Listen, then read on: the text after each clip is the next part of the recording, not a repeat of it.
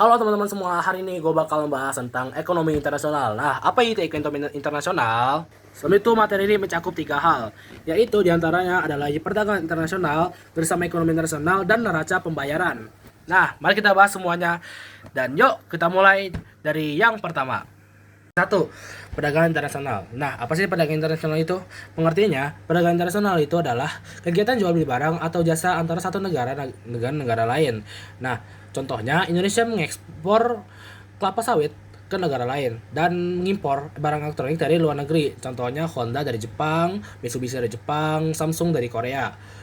Perdagangan internasional terjadi karena beberapa faktor, seperti perbedaan sumber daya alam, perbedaan teknologi, perbedaan harga barang, serta keinginan untuk memperoleh keuntungan. Nah, apa aja sih manfaat dari perdagangan internasional? Nah, di antara lain adalah memperluas pasar, menambah devisa negara, mendapatkan teknologi baru, dan memenuhi kebutuhan dalam negeri. Namun, perdagangan internasional ini juga memiliki beberapa hambatan. Di antara lain, adanya tarif atau pajak impor, perbedaan mata uang, konflik antar negara, dan kebijakan dari pemerintahnya.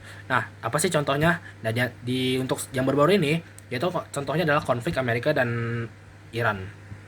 Bagian 2, kerjasama ekonomi internasional. Nah, selanjutnya ini adalah kerjasama ekonomi internasional. Kerjasama ekonomi internasional adalah hubungan kerjasama antar negara dalam bidang ekonomi untuk mencapai keuntungan bersama. Nah, kerjasama ini dibagi menjadi beberapa bentuk. Apa aja sih bentuk-bentuknya? Nah, diantaranya adalah bilateral. Nah, bilateral yaitu hubungan antar dua negara. Lalu regional, yaitu dalam satu kawasan seperti Asia Tenggara atau ASEAN. Lalu ada multilateral, yaitu melibatkan banyak negara seperti WTO atau IMF. Tujuan dari kerjasama ini adalah meningkatkan pertumbuhan ekonomi, menjaga stabilitas ekonomi, dan mempererat hubungan antar negara. Contoh kerjasama ekonomi internasional diantaranya adalah ASEAN Free Trade atau ALTA. Lalu ada Asia Pacific Economic Cooperation atau APEC. 3. Bagian terakhir, neraca pembayaran. Neraca pembayaran adalah catatan seluruh transaksi ekonomi antara suatu negara dengan negara lain dalam periode tertentu. Komponen dalam neraca pembayaran ini terdiri dari 1. Neraca perdagangan, yaitu ekspor impor barang.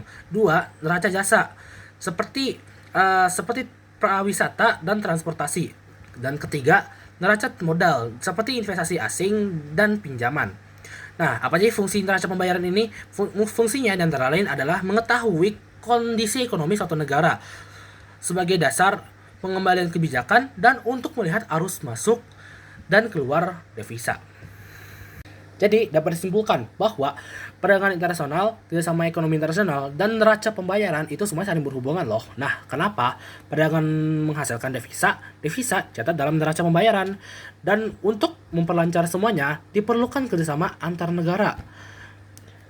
Nah, maaf jika banyak salah kata. Sekian pembelajaran dari saya, semoga bermanfaat. Terima kasih, dan sampai jumpa di video berikutnya. Dah.